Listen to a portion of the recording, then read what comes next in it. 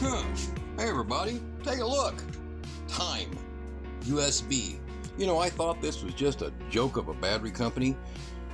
They're not. They're actually one hell of a battery. They have their 140 amp hour, 100 output BMS, and we've been running this thing backwards at night through this just to see what it would do. And right now it is 12.5 voltage on our 12 volt bank, running everything all night and letting that discharge into our battery bank, lead acid. So kind of cool. Now what we're going to get into here tonight is, or this morning, 3200 watt SWI power. See that brand name? Don't go away. It gets bigger. It gets a lot bigger. Isn't that right, Kara? Yes. It gets huge, don't it? All right, so 6,000 watt and homemade battery set and a bunch of other ones to make it work out, right? Looking good. All right, we'll be right back after this little short intro message from Kara herself.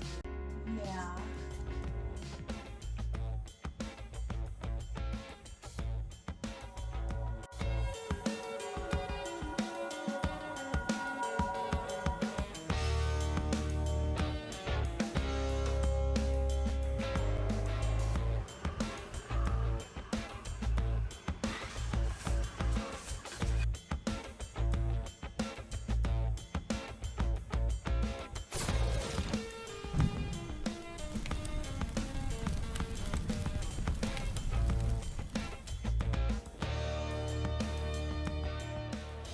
Kara's sitting here looking over the oscilloscope, and she's setting up right now. We have a 6,000 watt, 12 volt input. Now, there's a lot of them they sell out there that they say 8, 10, 12, 40,000, 60,000 watts. Don't waste your time. When it comes to something like this, look at this cabling going into this. Look at all this cabling. This is the kind of amps. It's got an Li time battery, Gen 1 mini battery, and they are proving to be excellent. A very older Unix battery, very weird build, 50 amp cells in it, but weird build. And then these that were their top band, TOPBAND, that I just salvaged. And we ended up recovering them. We had one that was right there marked that was probably not going to make it, but I did a little bit of shock treatment to it, and it's working. So we have 1, 2, 3, 4, 5, 600 amps available, and we're going to need it. So SWI power, if you look at my older videos, go right up here, boom, and I'll put a link to SWI power videos. They are, for the money, drastically better. Now, if you look at a previous video, at the very end of this video, you'll see a video from one called an Ampeak.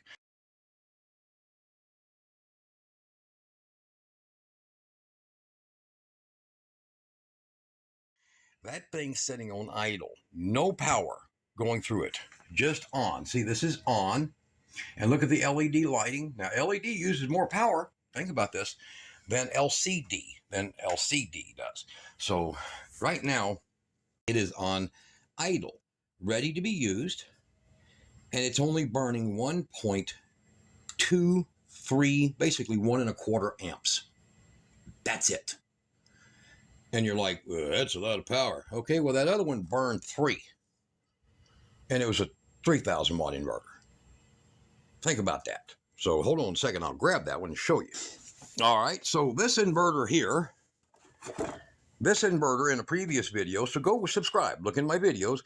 This inverter, it almost handled 3,000 watts, but its cables overheated. So it doesn't come with well enough supplied cables, and even though it only has a little LCD screen, it was pulling 32 watts of power. Now, what exactly is let's average that out, 121, and see, this will go from 121 to 124 back and forth because it has that chip in there. The chip lets the capacitors drain down a little and fills them, drain down a little and fills them, and it does that on a regular basis so that it don't hold a load against your capacitors. tripling literally the life of capacitors in these type of inverters in this brand.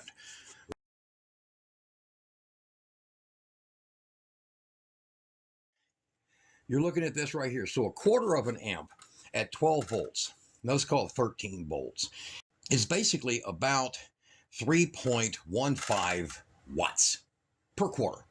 So we're sitting here right now at about 15 to 15.5 watts, a 6,000 watt inverter that's got massive setup for amperage, huge German-made fan in that thing right there, and that's the fan's from Germany. A lot of the parts are from Japan, and the MOSFETs are Fairchild. Look them up. That's the good stuff. Okay, IR and Fairchild. Okay, International Rectifier and Fairchild. So this one has got no name brand, 99% Chinese parts in it, and it burns 32 to 33 watts, 3 amps of power. Literally, if you have a 100 amp hour battery and you're burning 3 amps and the fan's constantly running, and you add that up to basically about almost 3.5 amps, well, you've only got about 32 hours that thing could be hooked up without even using it before it killed that battery. This monster is 65 to 70 hours.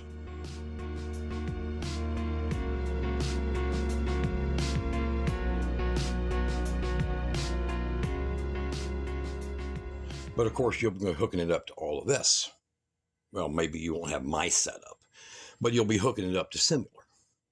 Like my huge battery bank outside, my big lead acid bank, it's 3,500 amp hours and has a capacity to release up to 7,000 amps because it's lead acid, unlike BMSs that control the release of these. So right now, what we're going to do is we're going to set up the, here, prop this one up, Kara, get its prop set out. And we're going to move this over to 600 amps on these cables right here. Oh, I pushed and you'll your see button. You'll see it back down. Did you get it reset? I know. No, it's just setting, waiting. All right, it's ready.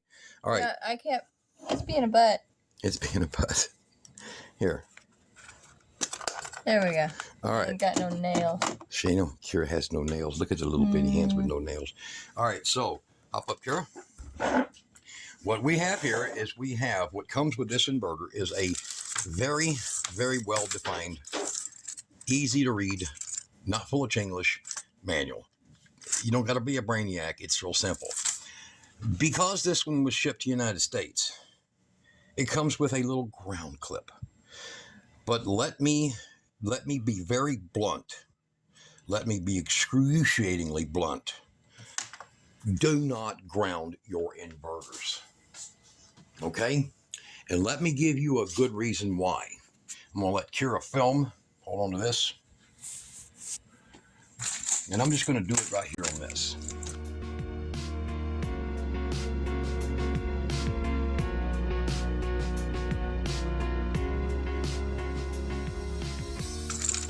The difference between power coming from your utility is that your utility has a field that the generation, an engine that is spinning, okay, in circles, it has a field of above and below. However, an inverter, on the other hand, has an imaginary field. It's just for the artwork. It's only for the artwork, okay? That doesn't really exist. So let's just scribble that out. The inverter is literally just out there in the open because it's a manufactured voltage.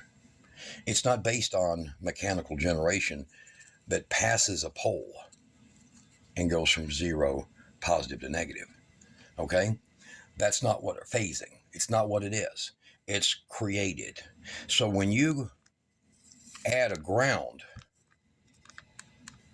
to that, what you're doing is you're actually giving this created, electronically created energy a fault. Now, you're like, well, they send this. Well, that's about 22 gauge wire. they're hoping it'll burn in half before it hurts your inverter. But because we have idiots running our government, and idiots who have never installed or even screwed in a light bulb, writing manuals to everything, that comes with it. Okay? And they give you these fuses in case you do it. Now, about 7 years ago, I told them to make sure they include little grommets to go into the feet. And that's so that the aluminum bodies can move a little bit and you won't cause a fracture in your boards. And it's been extremely successful for that. When you see these inside these little bags, like this 3600 or 33,000 watting sitting over there, when you see that, that's what those are for. Look down here on the end, Kira. They'll slip into that right there. And then you'll put your screws in and just to where they make up when you mount these. So that's what them little grommets are for if you've always been confused. I did that with them about 7 years ago. I've been dealing with Xijia for about that long. Now, we're powered up and we're going to go ahead and get, I'm going to get the watt meter plugged in. Get the other watt meter plugged in because I left them unplugged. We want to see what the real standing power is on this.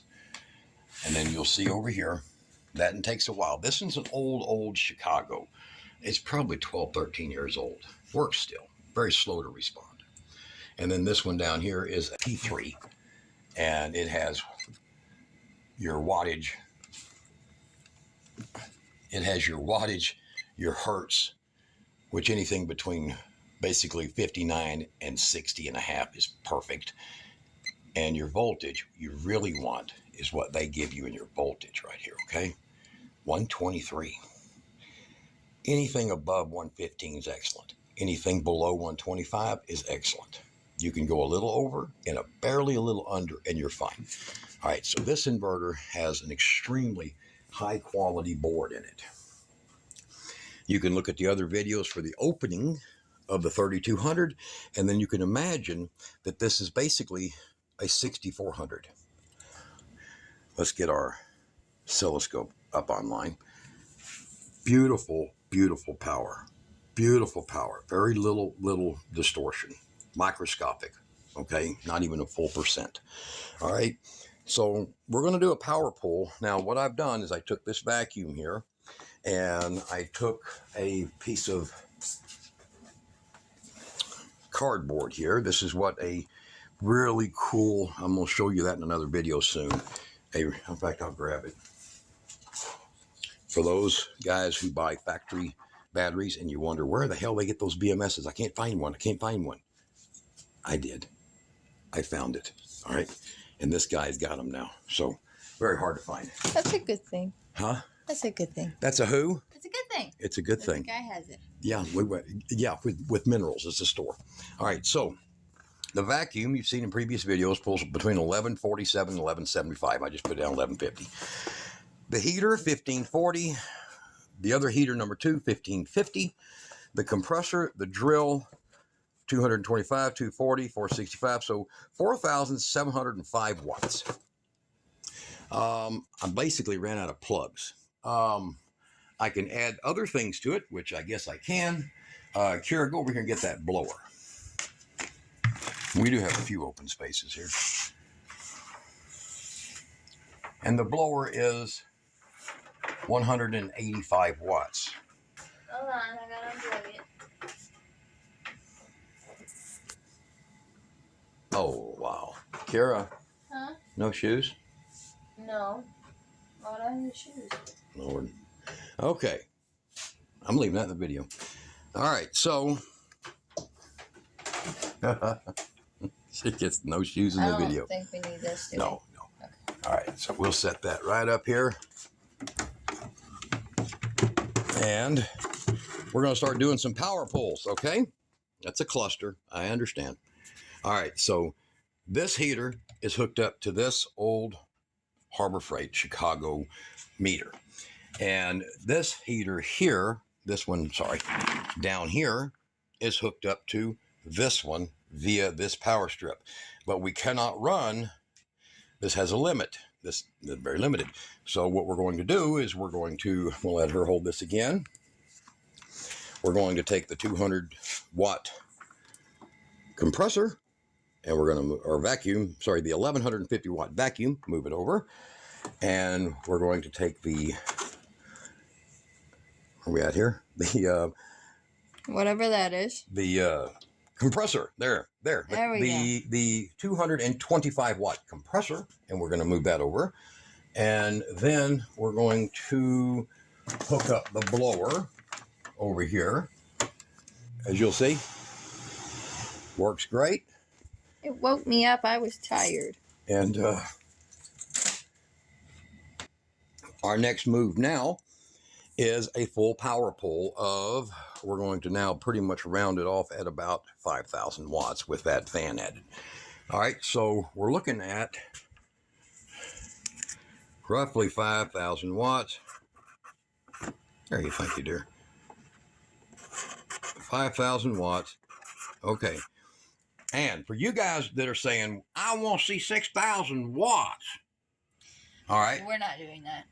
No, that's not that. I don't have enough batteries here right now to do it. Yeah. We're not trying to be rude. Not trying to be rude. With the cables, these are 6s. They are welding cables, so they're 110s. And this right here is a, what is that? That's a 6. These are not even going to pull.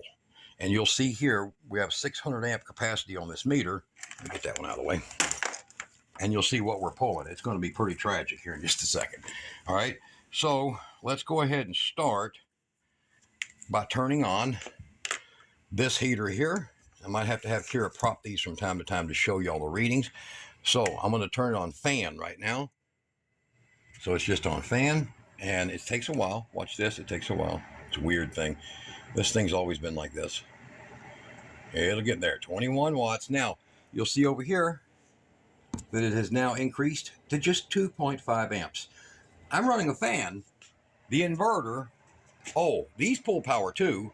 So does this little switch, and so does this, just microscopically, and it still has not started to use 3 amps of power that this thing uses simply being hooked up to your battery.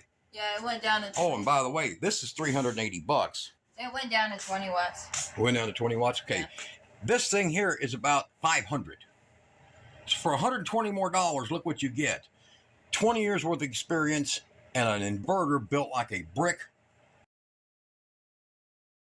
You want to say the bleep part? No, we won't say that. No. Well, you guys know that part, right?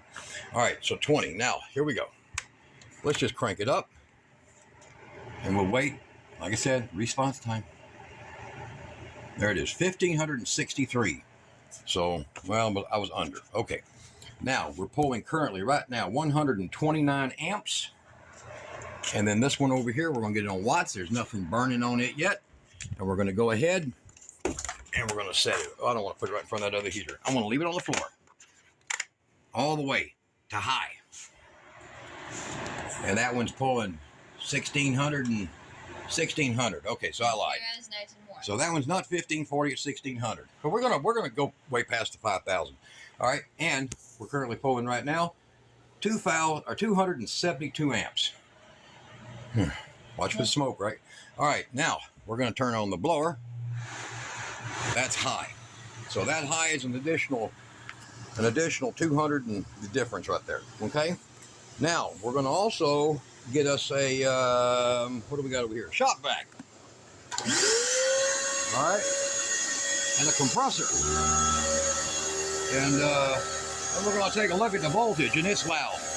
But I'm pulling almost 400 amps. What else left to run? Oh, hold on. The drill. Here, Kira. Plug that drill into that orange cord right there. This is almost 300 watts. 240.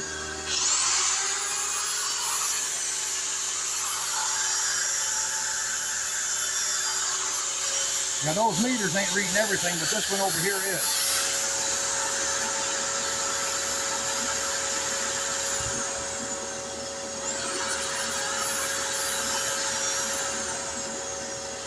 Turn that compressor on and off again. Turn it on.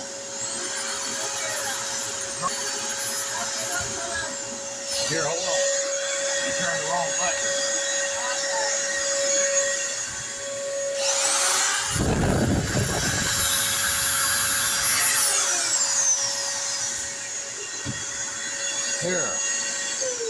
Watch out, Kara. The reset don't work on that one very good. You push the reset. All right. Now, back again. Turn the vacuum on.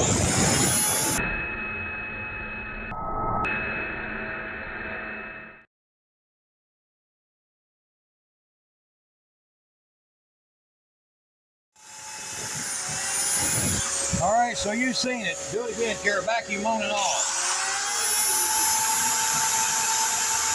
On and off. Off again. On again.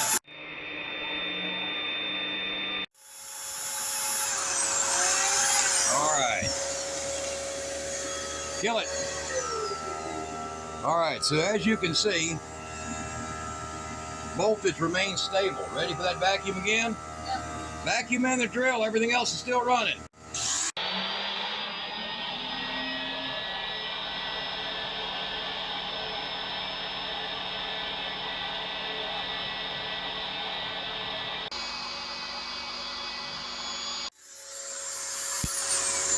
All right, shutter off.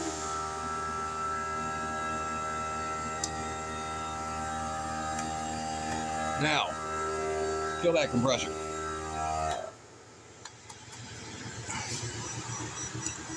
Whew. Wow. Over here. All right, so immediately back down to 1 point because the fan's running on low speed. You can't even hear it. Now, you tell me, guys, is that the kind of inverter you need to run all your stuff? No, it's not 240. But you can match cycle two of those and wire your house with two separate branches. In other words, you remove your common in your box from a bonded ground and run them two separate ways with mount two 50 amp boxes with breakers in them. You can run everything. Yes, it's high frequency. But you ever seen a high frequency capable of doing what this just did with that much hammer loading putting on it? Heavy resistive, heavy inductive, and just tie them down on me there. And it does, where are we at here? Get my switches right. I love this little K-Wheats. And even with the fan running on low, it's still pulling less than 2 amps. Less than 2 amps. You can't beat this, man. Oh, by the way, you've seen in a video where I show you these, how you can just put 40 of these batteries together using that BMS. So look at the end of the video. There'll be a battery, LiFo 4 battery video collection. You'll see that. All right, guys, what do you think, Kara? Did we prove it? Yes, we did. Is that your inverter? Yes. Why does she always get the good stuff? How you come? You need to fix the reset button on the compressor. Yeah, I just thump it. All right, you guys be good. This worked out. Don't waste your money. Invest it. Is that right?